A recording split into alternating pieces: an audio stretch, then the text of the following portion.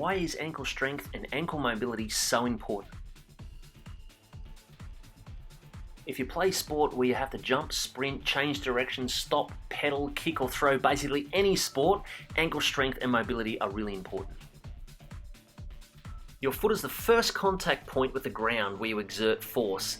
If you want to transfer momentum and power to the rest of the body, it makes sense that the foot and ankle must have enough strength to transfer force up into the body, have enough mobility to get into the right position, and be able to maintain a stable position to control the arches of the foot.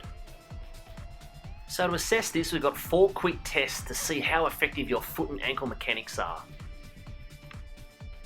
A knee-to-wall test that measures ankle joint and soft tissue flexibility. Ideally, you want your toe to be more than 10 centimeters from the wall or the pole with your knee touching the pole. Ideally, with a bit of practice, 12 or more centimeters. So you have to pin your heel nice and close to the ground and try and get your knee to touch in front. Single leg calf raise, basically measuring ankle strength. Ideally, we want more than 20 reps off one leg in 30 seconds, but with a bit of practice, 1 a second, so 30 reps in 30 seconds. Third test is a tuck jump with a soft landing. So it measures load absorption ability. We want to try a 2-leg version and a 1-leg version. The whole idea of this test is that you land nice and soft. You can absorb your load. You basically have to land like a ninja and try to stick your landing with really good balance. Fourth test is a single leg balance with your eyes closed. It measures ankle proprioception or balance and basically the ability to hold position. Ideally, we want to hold on each leg for at least 30 seconds. So if you fail any of these tests, you might find from a performance point of view that your squatting and your jumping power might decrease, your ability to change direction fast might decrease, and your sprinting speed might decrease. From an injury management point of view, you'll be more susceptible to shin and foot and ankle pain.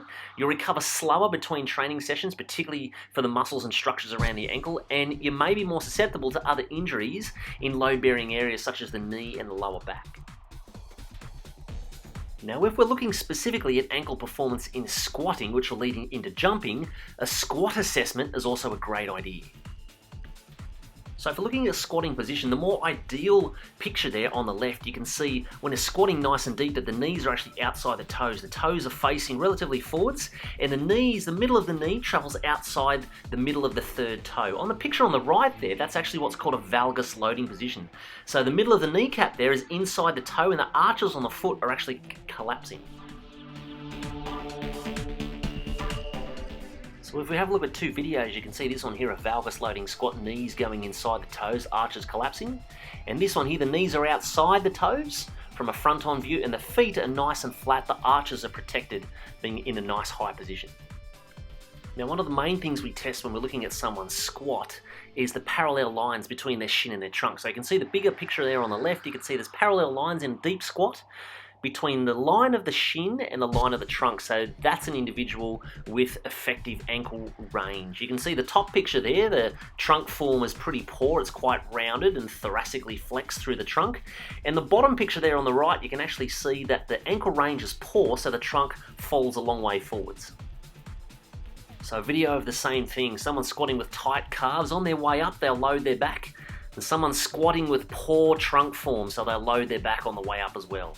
An improved form, nice long calf range. You can see here the trunk stays in those parallel line with the line of the shin.